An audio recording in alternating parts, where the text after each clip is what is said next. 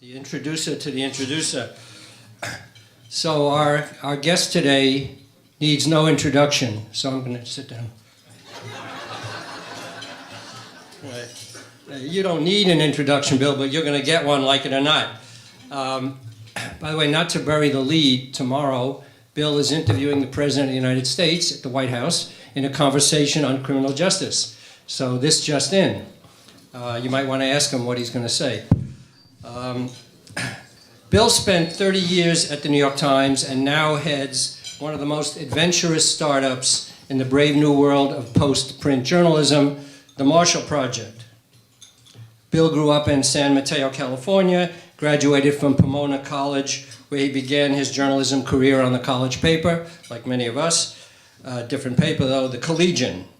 He went to work for the Oregonian in Portland, then the Congressional Quarterly Weekly Report, and the Dallas Times Herald. He joined the New York Times Washington Bureau in 1984, and 2 years later went to Moscow, where nothing much happened, except the collapse of the Soviet Union. He won a Pulitzer for covering that in 1989. Bill always goes where the news is, or he makes the news happen, I don't know. But he went to the Johannesburg Bureau in 1992, where he again had little to cover, just the end of white rule in South Africa. And he wrote a biography of Nelson Mandela, The Tree Shaker. Bill came back to New York to become foreign editor of the New York Times, then managing editor until well, Howell Raines happened, and he became op-ed columnist. In 2003, after what has been referred to as the Raines diaspora, he returned as executive editor until 2011, when he resumed his op-ed column until leaving in 2014. Under his leadership, the Times collected, count them, 18 Pulitzers, mastered the internet, and developed the paywall. Now he's the editor-in-chief of the Marshal Project, named for the great late Associate Justice, and I'll let him talk about that venture. But it's already made great waves, generating powerful exposés of dysfunction in the criminal justice system. It has collaborated on more than 33 major stories with 21 different organizations, including the Times, Washington Post, Vice, PBS, Frontline, Chronicle of Higher Education, and New York Magazine, with which it investigated Rikers Island. So given Bill's time at the New York Times and the Marshal Project, I guess we can say he went from one nonprofit to another. So my fellow Silurians, I give you Bill Keller.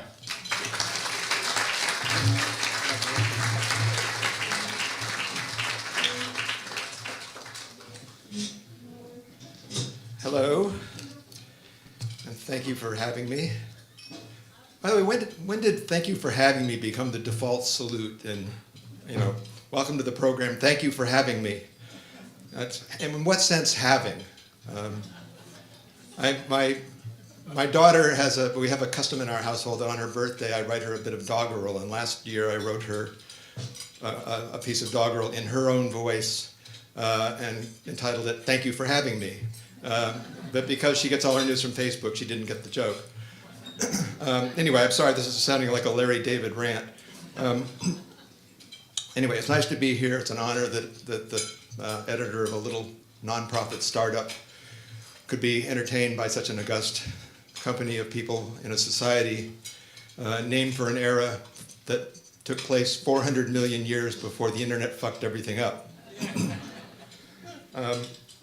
When Ralph asked me to do this, he said he wanted me to talk a little about leaving the Times, a little about starting the Marshal Project, and then a little about the future of news. So we'll talk a little bit about each of those, and then entertain any questions you have.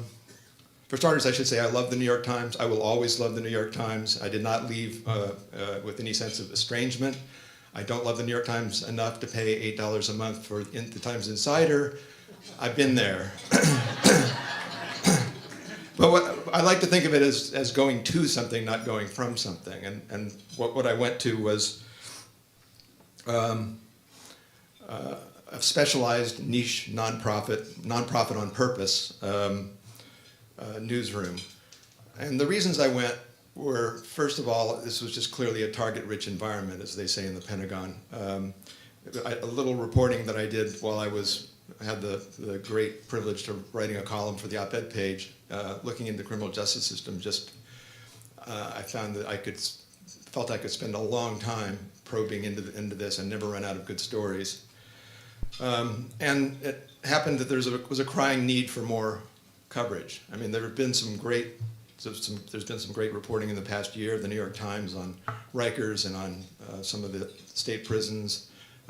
There's great stuff in the New Yorker, great stuff in some of the regional papers. The Miami Herald, Texas Monthly does some terrific work.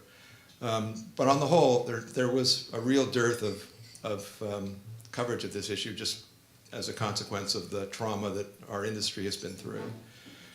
So it felt like we could do some good.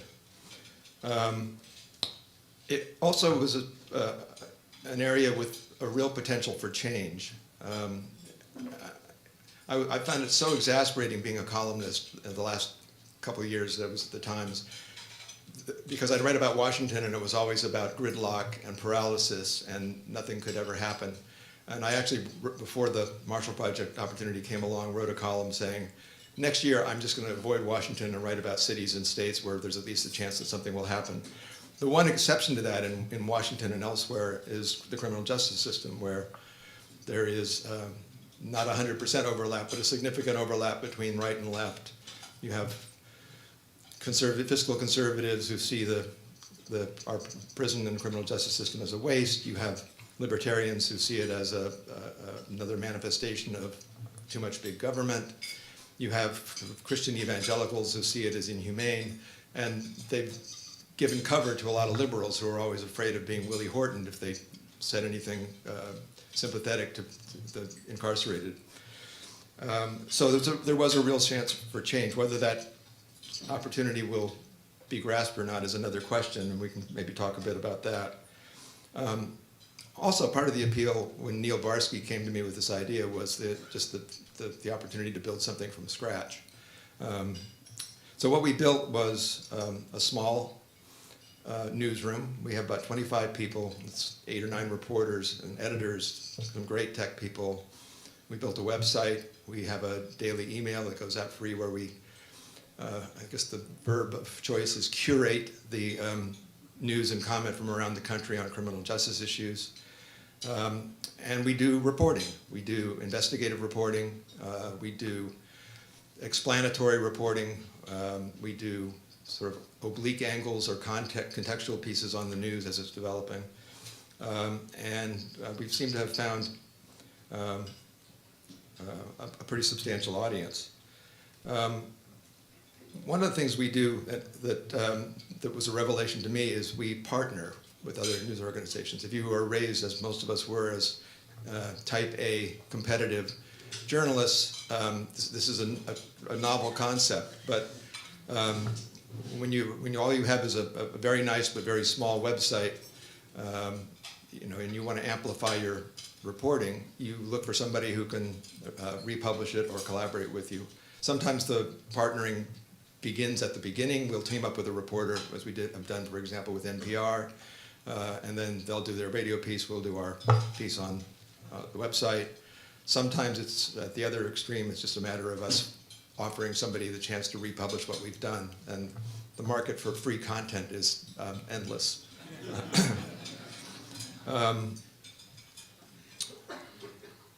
So how is running a newsroom of 25 plus or minus people different from running a newsroom of 1,200 people, aside from the obvious?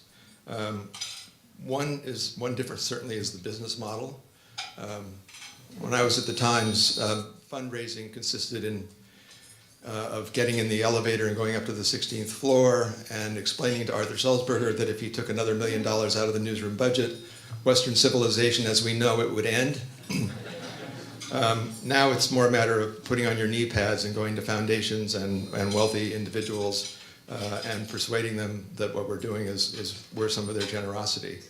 I did have one extremely generous donor asked me if I wanted to smoke a little weed with him before I went back to the office. Arthur never offered me that opportunity.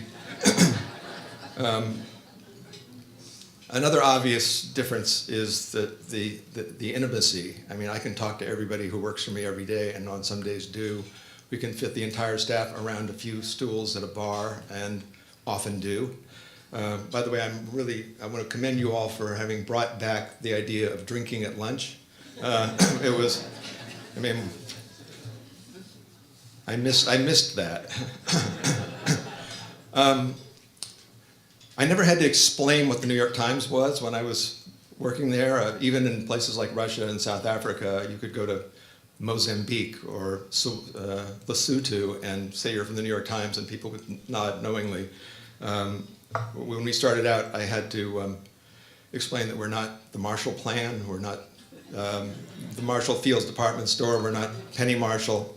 I think we've overcome that hump. Our kind of triumphant branding moment was when the TV critic for The New Yorker, reviewing the new season of Orange is the New Black, said, all of the stories are ripped straight from the Marshal Project, and didn't feel obliged to explain what the Marshal Project was. So I figured, we've arrived. Another thing I really like about the Marshal Project is most of the reporters are young, and most of them like to be edited. They yearn for somebody. This is not universally true at the New York Times, as some of you recall. They yearn for somebody to tell them how to make their stories better. My humor repertoire consists of exactly one joke. It's a joke at the expense of editors, which if you insist later I will tell, but I think a lot of people in this room have already heard it.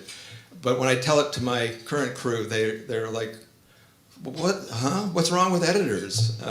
They love editors, so they'll grow out of it, I'm sure. But and this partnership thing.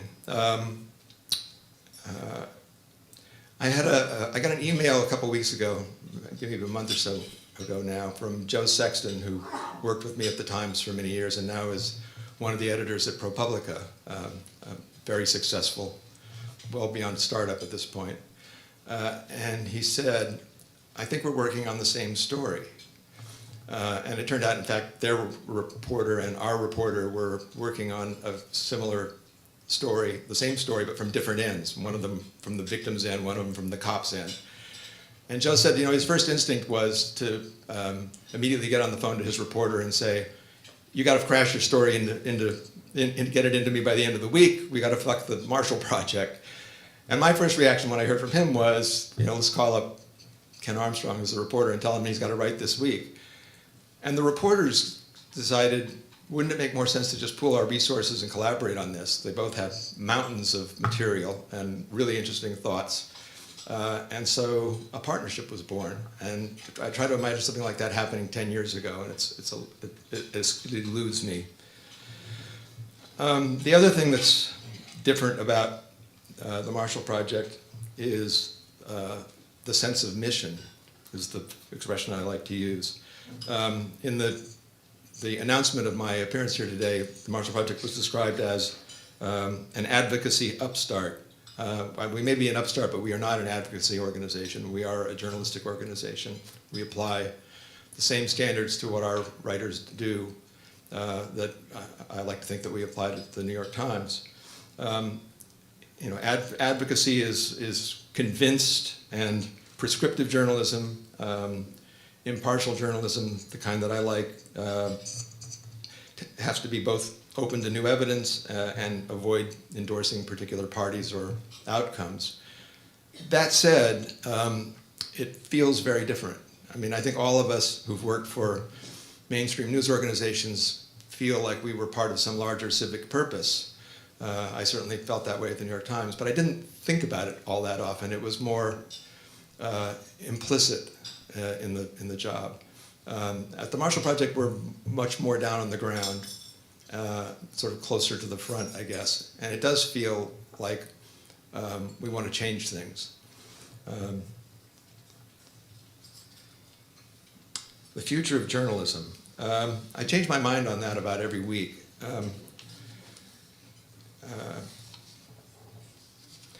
So I have an in-house focus group of 2 daughters. Molly, who is 18, is the one I mentioned earlier, gets all of her news from Facebook. So you would conclude from that the idea of this one big aggregated New York Times-y place where you go and get all your stuff is now completely passé, because she doesn't know where the stuff comes from. Friends send her things, her feeds automatically send her subjects she's interested in. She's unaware whether it appeared in the New York Times or BuzzFeed. If Molly Keller and her friends are your focus group, then places like the New York Times or BuzzFeed, which is trying to be a one-stop shop, are doomed. My other daughter's 13, and she gets all her news from BuzzFeed. So if your sample is Alice Keller and her friends, you conclude that there is an appetite, a market for some place that you trust and connect with, and that's your destination for getting your news. So who knows? On the non-bright side, I've been toying with a theory lately that we've been talking for the last 15 years about how journalism is in transition. We're on the way to somewhere, and my theory is that maybe we're not actually in transition. Maybe this is the destination, where there's constant turmoil, a perpetual dread about our survival. Companies burn bright for a few years and then they collapse like black holes. And there'll be a constant quest for clickbait, no time for reporting or reflection or rewriting. That's when I'm in my more morbid frame of mind. And then when I'm in a less morbid frame of mind, I look at the bright side. Part of that is, I remember when I was foreign editor, it was during a time when a lot of the newspapers that had foreign bureaus, the Baltimore Sun, the Boston Globe, Chicago Tribune, started rolling back their correspondence. And it was obligatory for foreign editors to wring their hands in dismay that the Baltimore Sun is no longer giving us our independent coverage of Moscow. We have to subscribe to the Times Wire service or the Washington Post. And I meant that sincerely, but it also occurs to me that just for a consumer of foreign news, which I am, this is a golden age. There isn't as much stuff out there, but I can get all of it on my desktop with the click of a mouse. I can read not just the American press, but the British press and any other press that's either in English or in a language I understand. So I can follow what's going on in Moscow from some of the websites there. I can follow South Africa from some of the websites there. So I don't feel cheated by the fact that the Baltimore Sun doesn't have a Moscow correspondent anymore. I feel sad about it, but it's not an unalloyed sense of grief, I guess. And the other thing on this, I don't know if this is good news or bad news or just an interesting observation. My friend Jill Abramson, who's working on a book about the future of journalism, has noticed that all of the mainstream media are in hot pursuit of page views and uniques. It's all about the metrics. And all of or at least some of the newer news sites, BuzzFeed, Vice News, are hiring reporters. In the case of Vice News, they send them to war zones. In the case of BuzzFeed, they have a large and quite good investigative reporting team. They have a full-time reporter who writes about nothing but capital punishment. So it's like they're sort of charging towards some great middle, and whether we get what you get is a convergence in the end or just a big clash, I have no idea. Which I guess is, to put it bluntly, my thought on the future of journalism, which is I haven't got a damn clue. And with that, thanks for having me. And if you have questions, bring them on.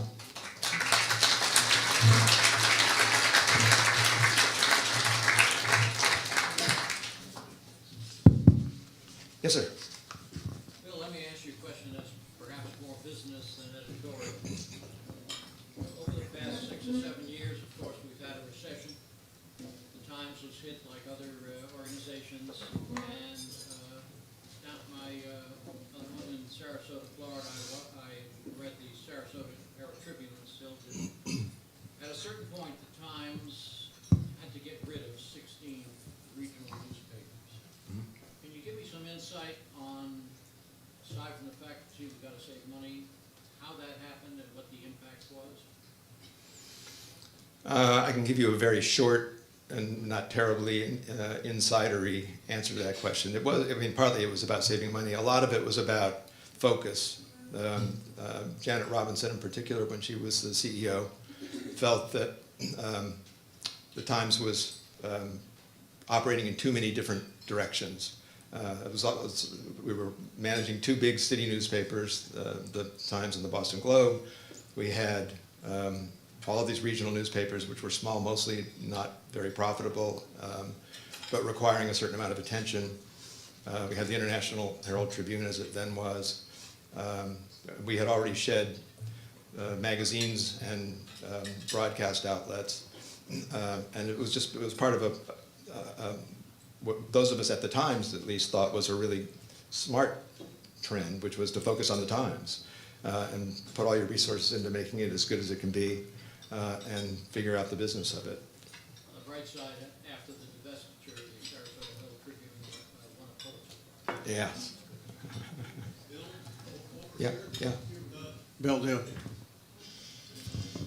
Our esteemed New York Times just made it official: Joe Biden will not be running. Your thoughts, your reaction? Are you surprised? No, I never thought he was going to run. I honestly didn't. Yeah, I mean, he's a delightful man. I've watched him on the campaign trail a few times. He's a very, very good campaigner in your living room with sort of 30 of your friends. Less good in front of a large crowd. But there's, I mean, in the Democratic Party, there's a huge affection for the guy.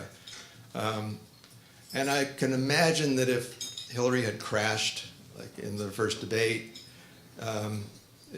he might have been nudged a little closer. But I think I never thought he wanted to do it. I mean, and it's not just because he can read the polls and saw that he was coming in third behind Bernie Sanders as a non-candidate.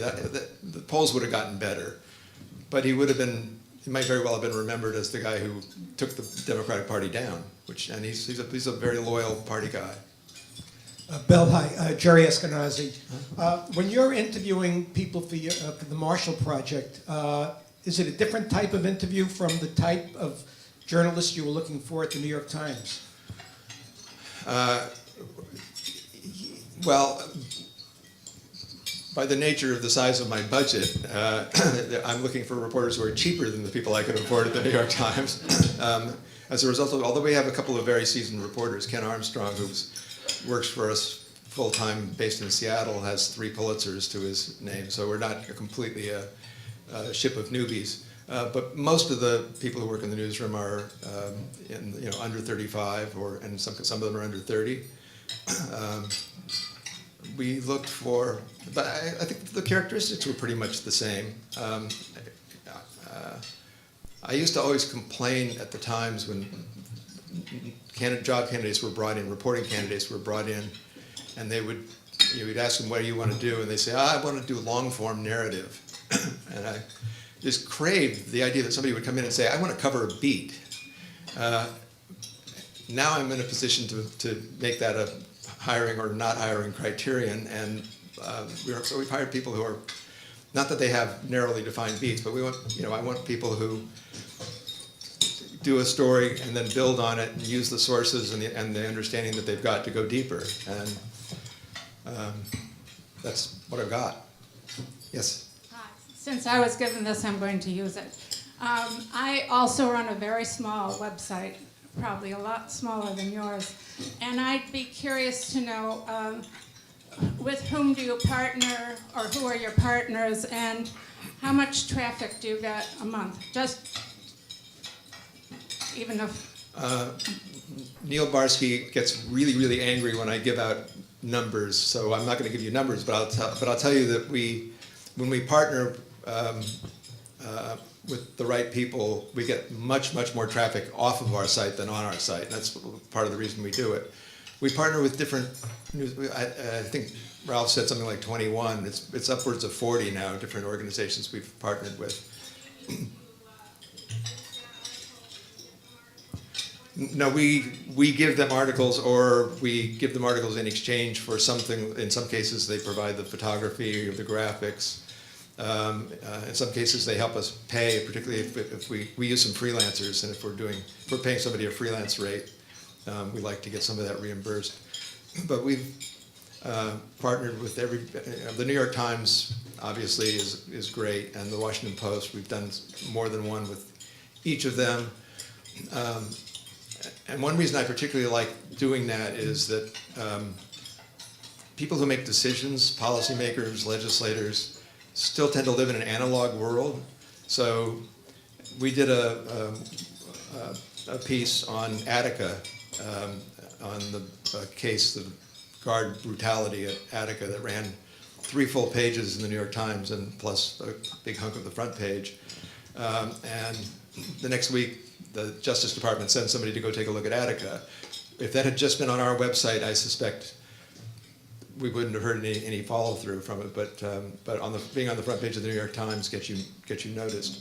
At the other end, we partner with Vice News, Mike.com, Matter, all these online-only services, and we get from some of them gigantic traffic.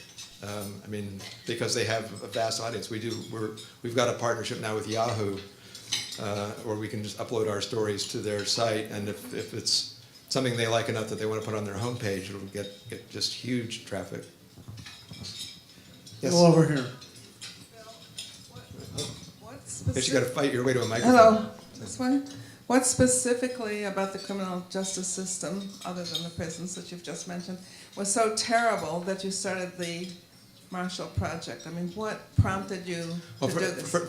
The idea was not originally mine. It was Neil Barsky, who was a former Wall Street Journal reporter who, as he says, learned as a reporter that you don't have to be all that smart to get rich, and so he went and started a hedge fund and got rich. And he comes from a civil rights family and had been looking for something to sort of give back. And so he approached me with the idea of the Marshal Project. It already had its name, and that was about all it had. I think the easiest way to put it is that it's just a whole machine that, I mean, essentially the way the criminal justice system works, and I'm putting this in a little polemical terms, but it scoops up people, mostly young black men, disproportionately young black men, scoops them up, locks them away for periods of time way longer than other developed countries, other democracies lock up their people who are convicted of crimes, provides them with very little in the way of education, job training, anything that would help them adapt to life on the outside, releases them, because 95% of them get released, does a lousy job of monitoring what they do afterwards, and surprise, surprise, a huge percentage of them end up back in prison within 3 years. This is a system that isn't doing its job of keeping us safe. On top of which it costs a lot of money and violates most people's notion of what's humane. So there's plenty to be indignant about. And you can be, it's not an ideological issue. It's just, this is what reporters are supposed to do, is hold institutions accountable. Bill, you're not dependent on advertising, but for the media that are, what do you make of these strategic partnerships between advertising and editorial that are erasing the boundaries we knew at the New York Times? How dangerous a trend is this at the New York Times and elsewhere? Do you see something going on here that we should be alarmed about? Yeah, yes, I think at least seriously concerned about. I mean, it's a slippery slope. And, the obvious potential consequence is that you lose the reader's trust, which is the only thing that we really need to sell. So, no, it's there's a whole, I mean, I think consumers are getting smarter too. I mean, they know that when they do a search, the stuff that pops up first is sponsored, which they know means paid for.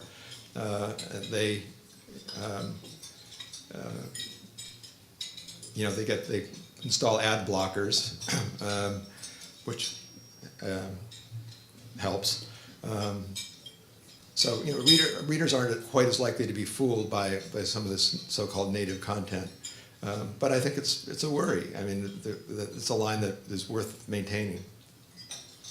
Bill, recently I was at a dinner with a prominent Washington Bureau reporter, and he told me what it's like to work at the Times today. He said, the moment you find a kernel of news, you throw it on Twitter, and there's no editor between you and Twitter.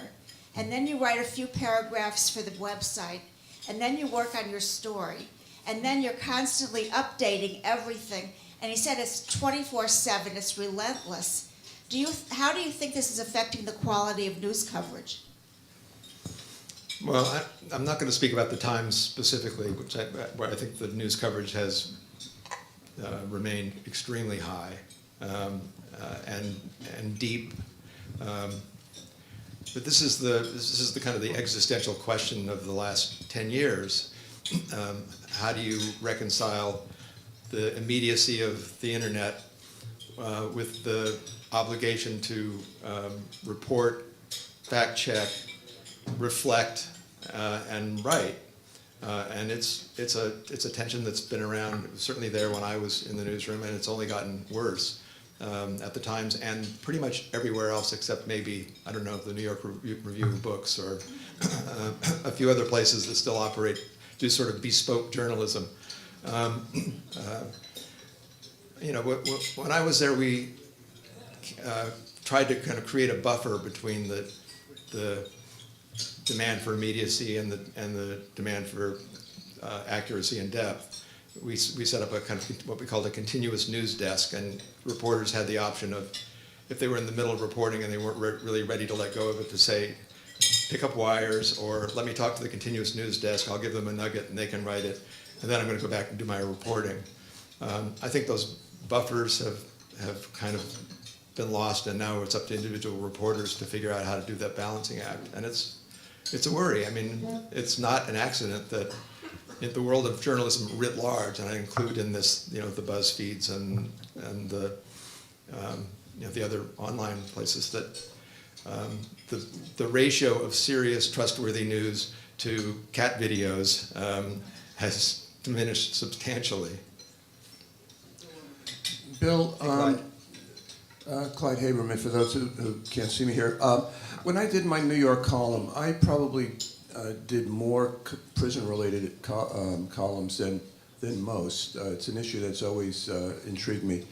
I also found, to the degree, we were discussing this here at the table here before, that to the degree that reader mail is a guide to how much interest there is in such issues, that among the smallest volumes of mail I would get would always be on prison issues.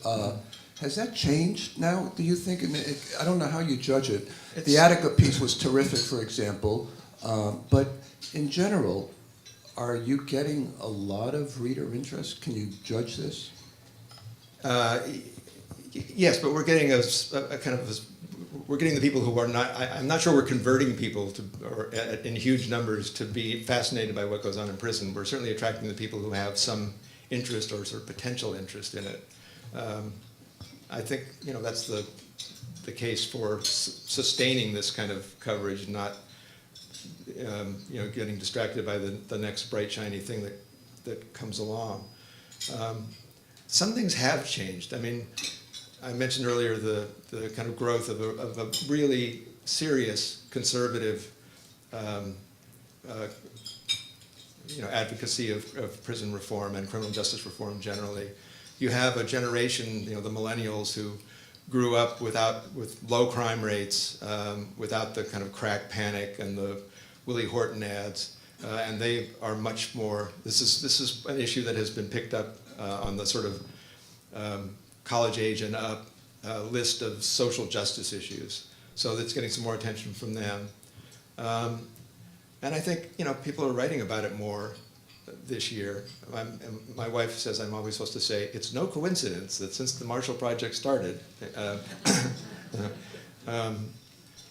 So it's very hard to get people to sympathize with people who are locked up in prison because most of them are guilty. A lot of them are guilty of really bad things, and some percentage of them can be counted on to do more really bad things when they get out. So it's something we as a society prefer not to think a lot about. But that's, you know, I do think that's changing somewhat, but it's human nature that we're fighting. How many employees do you actually have, and what is your budget? Oh, sorry. How many employees? How many employees do you actually have? We have about 25. And That's what's your including. budget? Sorry. What's your budget?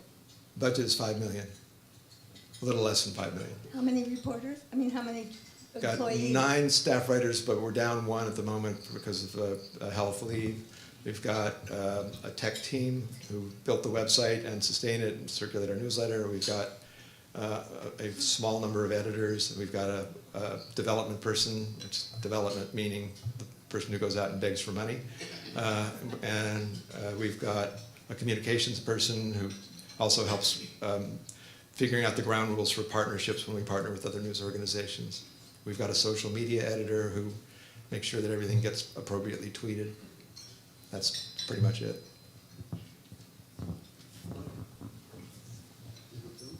Bill, you discussed the inequities of the criminal justice system. These days, we're seeing renewed interest, not only because of the Marshal Project, but even the president, as Bernie indicated, is going to sit down with you tomorrow. Mm-hmm. There are conservative congressmen who are joining the move, even police chiefs and other law enforcement officers. Mm-hmm. Pushing back, however, is what has been a growing privatization of prisons in this country. And they're very powerful politically. They have lobbyists. Have you gone into that, and how do you feel about it? We have gone into it, and we've got on our very long spreadsheet of stories in the works more to say on that subject. I mean, just a couple of qualifiers. Actually, the number of, the percentage of prisoners in this country who are in privately run prisons is quite small, but the privatization is much bigger than just operating the prisons. There are private companies that operate the health services, operate the food services, operate the telecommunications services, operate the transport systems when they move people from jail to prison or from prison to prison. And they're now, some of those prison companies are getting into running halfway houses and privatizing parole. So it's definitely, it's not so much that the prisons are private, but it's that all the ancillary services are more and more private.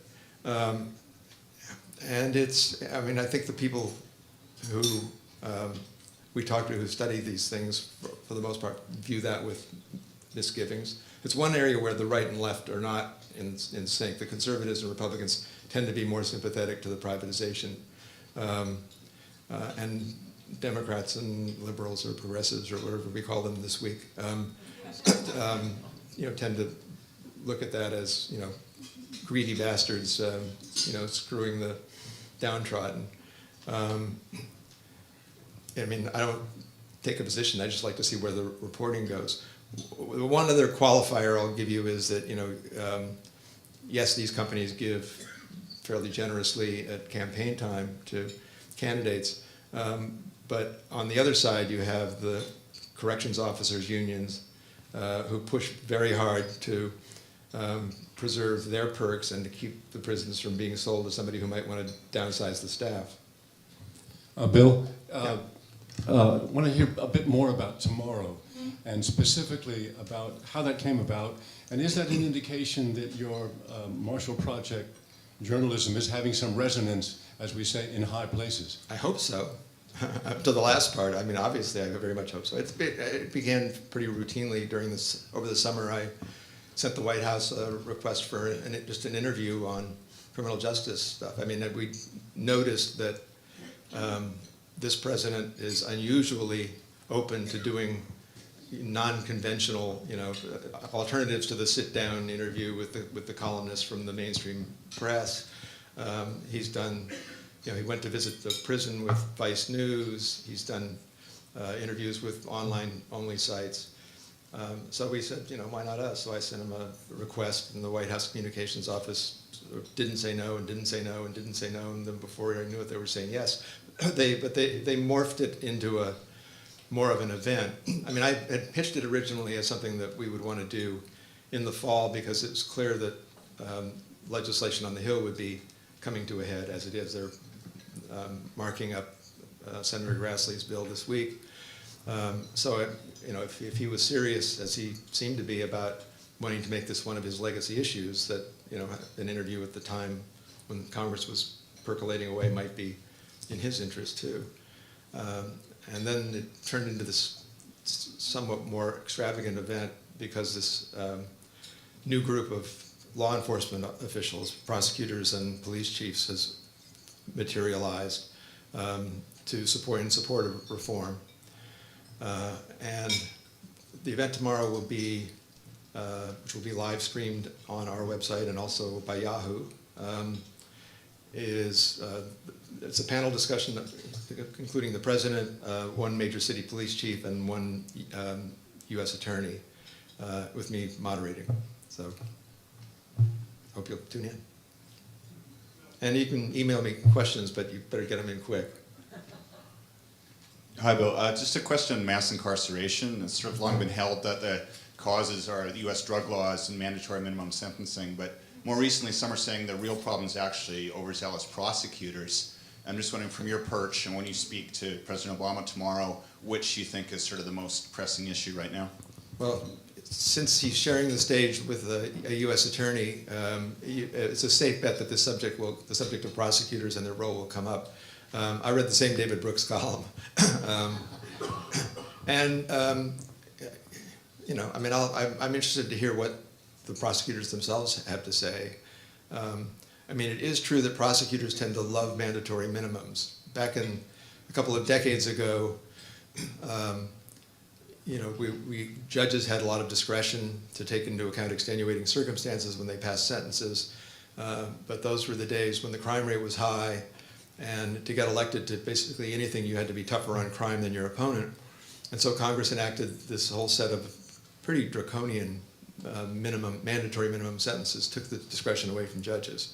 Some of that was, I'm probably going on in more detail than you want, but some of that was motivated and supported by progressives because they were quite happy to tie the hands of judges, particularly in the South, who often pass judgment based on the color of your skin. But the basic idea was judges aren't going to be tough enough. We Congress will vicariously throw the book at these bad people. Prosecutors love mandatory minimums, not all of them, but on the whole they love, because first of all they can use them as a lever to bargain with somebody for a plea deal, and 90-some% of the people who are in prison never went to trial. They took a plea deal. And so if you can say, if you go to trial and you lose, mandatory 10 years, mandatory 25 years, depending on the crime. Also, they could use it as leverage to get lower level drug offenders to turn on their superiors, and so they could use it to roll up networks. So some of them are starting to kind of let go of that and accept that maybe the pendulum swung too far. But we'll see. But it's definitely something that'll be on the agenda tomorrow. Yeah. Hi, Bill. Hey, John. Forgive me if you alluded to this and I missed it, but would you be open, and would the Times be open to a partnership with your website? We have partnered with the Times on the Attica piece, on another recent piece about why it's so hard to hold prison guards accountable. There's all the kind of shielding in the system, in the arbitration process, and in the union guarantees that makes it very, very hard to actually fire a prison guard who's known to be brutal. And we're working with them on another couple of pieces now. The first time the Times partnered in one of these arrangements with an outsider was when I was executive editor, and it was ProPublica. We ended up being a piece in the magazine on the hospital in New Orleans that was flooded during Katrina, and the kind of triage that the doctors and nurses practiced in deciding which patients they would rescue. It was most of an issue of the magazine and got a Pulitzer Prize. Is there some difficulty because you said that there's an advocacy element to what you do? So No, there's not an advocate. No, I'm sorry. That part you did misunderstand. We don't do advocacy. I mean, we publish comment clearly labeled as comment from outsiders, but we're not an advocacy group. What percentage of GNP goes to the criminal justice system?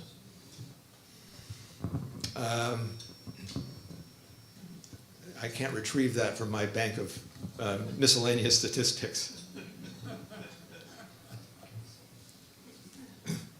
In most states, most criminal justice takes place at the county and state level. The federal prison system is only 10% of the people who are incarcerated, and in a number of states, I think maybe most states, the corrections budget is vies with the state education budget to be the single most expensive item in their budget.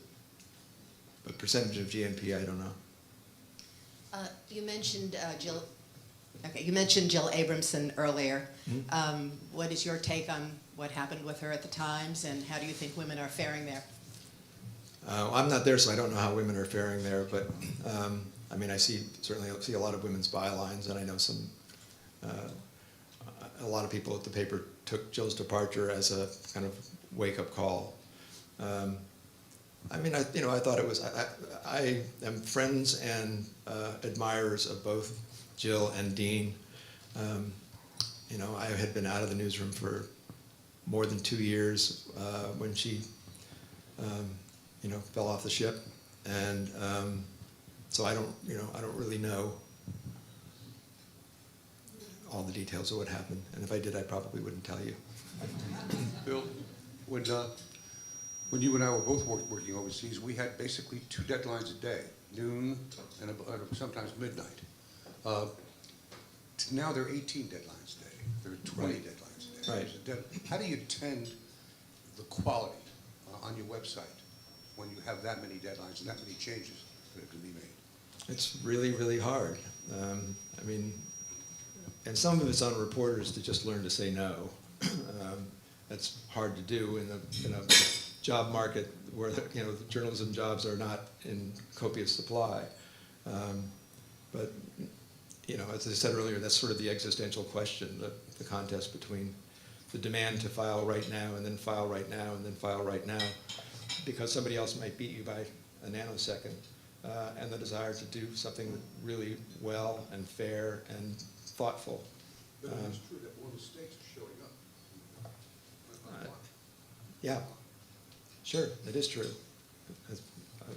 Believe me, it depresses me as much as it depresses you. Bill, about 10 days ago on Reliable Sources on CNN, Dean was asked about the future of print in terms of journalism. And Dean said, even though we're going digital, I don't think print is going to go away very soon. Would you agree with that? I would defer, yes, I think so. I mean, some places print has gone away. A lot of newspapers have been shut down. Although, I always try to keep in mind that the people who started closing newspapers weren't, digital moguls. They were newspaper publishers. As Ralph noted in the intro, I worked for the Dallas Times-Herald, and back in the day when Dallas had 2 really good competitive newspapers, and sometime after I left, the Below Company, which owned the Morning News, came in, bought the Times-Herald, and shut it down the next day. So the kind of diminution of quality journalism began, before we had the internet to blame. But we still have vinyl records. There's just a very niche market. So maybe newspapers will endure as a sort of niche market. Bill, over the weekend there was an amazing story in the New York Times by Sonny Kleinfeld about the death of a man named George Bell who Sure. died alone. Yeah, no, I read it. And the reader response was unusually large. Most of the readers responding very positively. They were very touched by it. There was a certain percentage, though, who said that the Times should not have run such a story. Because it was violating his privacy and he wanted to be a private Because he was guy. violating his privacy, splashing pictures of his apartment, which was not exactly ready for Architectural Digest. Right. And do you think that argument has any merit at all? Yes, but not much. I mean, I'm with the first crowd. I mean, I thought that story did one of the things that, good journalistic organizations try to do, which is put a human face on a systemic problem. People may not want to read about the generic subject of hoarders and lonely elderly people, but they'll read that story and they get a lot of information that's about more than that one character. Also, he's not around to care. Bill, while I'm looking to see who has the next question, has Orange and the New Black or any of the other non-journalistic groups that have benefited from your content come back to contribute to the Marshal Project? Not yet. I've met Piper Kernan, who wrote Orange is the New Black, and who's, I guess, involved in the TV show. And she's certainly giving back in the sense that she comes to a lot of conferences on criminal justice issues and has adopted it as a cause. But we haven't seen any no check. Me. Okay. Any other questions? On the general issue of peniology, has there been any reportage on an effort to build a consensus, either regionally or nationally, on what we expect out of our prison system? Well, there's a report written every 2 weeks, it seems. The Brennan Center, or the Vera Institute, or the Pew, or one of the universities will put out something along those lines. The closest thing to an effort to build a popular consensus as opposed to a sort of expert wish list is a couple of organizations that have brought together groups from the right and the left to lobby mostly at the state level, but also the federal level for reforms. There's a place called Right on Crime that's based in Austin, started around the time that Texas actually did some fairly innovative things to reduce its prison population. And there's another group called the something for public, I forget so many acronyms, something for public safety, but it's an alliance that includes the NAACP and the American Conservative Union and the Heritage Foundation. I don't know if Heritage is in it, but the Koch brothers. It's across the spectrum to push for reforms, mostly at the state level, which is where the... Two more questions? I want to ask one about marijuana. Where is it going to fit in? Where is it going to fit into what? In terms of what happens with the criminal justice system. I don't know. I mean, the trend seems to be towards legalization. I don't, but it's not exactly taking off like wildfire. I mean, it's fair to say that this is another subject that we'll be talking about tomorrow, since at the federal level, which is, as I said earlier, is only 10% of the incarcerated people, but at the federal level, almost half of those people are there on drug charges. So that's they're sort of the low-hanging fruit if you're trying to reduce mass incarceration. At the state level, it's a much, much lower percent. So I don't know what will happen. I mean, to some extent, it depends on what happens in the next elections. There are a number of interest groups that would like to have marijuana removed from the list of Schedule I drugs, which is basically makes it a felony drug. In theory, the president can do that himself, but it's a long, kind of torturous process to do it. So I don't think it's likely to happen in the time that Obama has left, even if he's inclined to do it.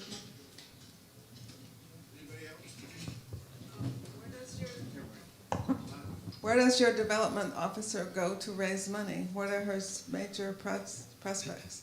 On the website, we list all of our major funders. We don't list, we have a donate button and we get contributions of 50 or 100, but the bigger donors are a mix of foundations, a lot of the kind of,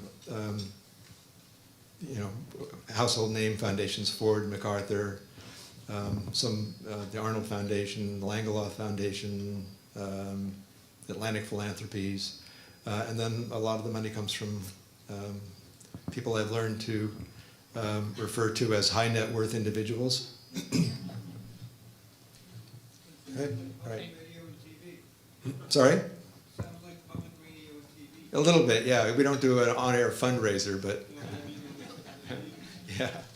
Thank you, Bill. You're welcome.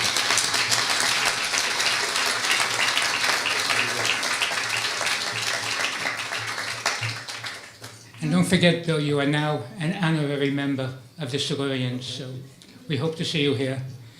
And again, our next function will be dinner, November 17th, for Gay Toys. Thank you.